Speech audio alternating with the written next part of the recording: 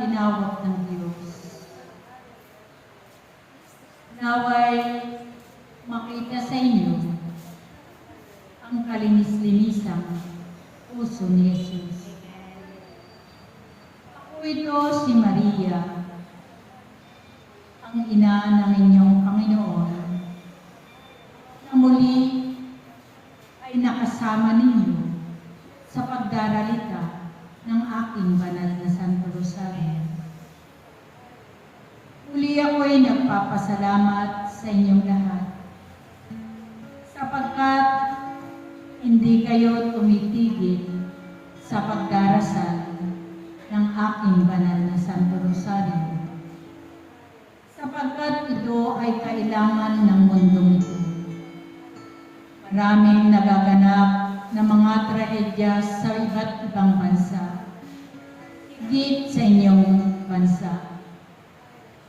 Ipanalangin ninyo ang inyong mga kapatid na ngayon nakakaranas ng mga kapighatian sa kanilang mga buhay.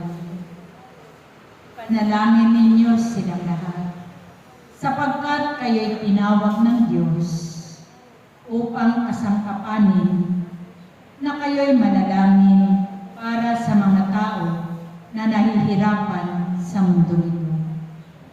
Kaya kayo, aking mga anak na naririto,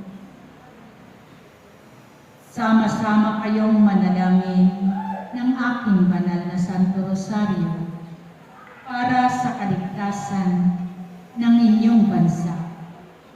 Sapagkat maraming kaguluhan, ipanalangin ninyo na maging mapayapa ang inyong bansa.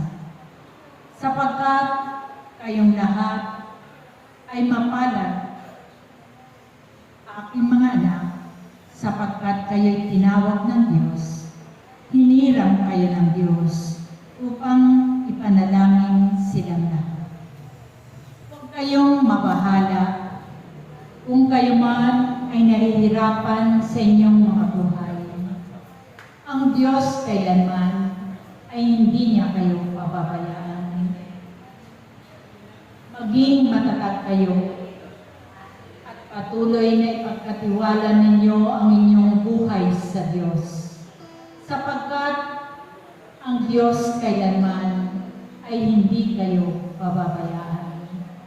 Hindi kayo pababayaan ng Diyos na humirang sa inyong lahat. Huwag kayong lalayo sa kanyang piling at patuloy na kaugnay kayo sa Diyos na inyong pinaglilingkuran. Kaya maglingkod kayo habang kayo'y malakas pa, aking mga anak.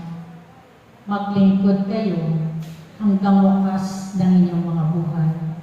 At ipapadama ng Diyos ang kanyang pagpapala sa inyo na siksik-tiglig at umaapaw. Kayong lahat ay manalig, magtiwala sa Diyos. Manatili kayong umiibig sa Kanya. Manatili kayong naglilingkod hanggang wakas ng inyong mga buhay upang makamit ninyo ang Kanyang pangako na buhay na walang hanggan. Salamat sa inyong lahat na narito. Nawa magkita tayo muli sa araw ng bukas. Salamat sa inyong lahat.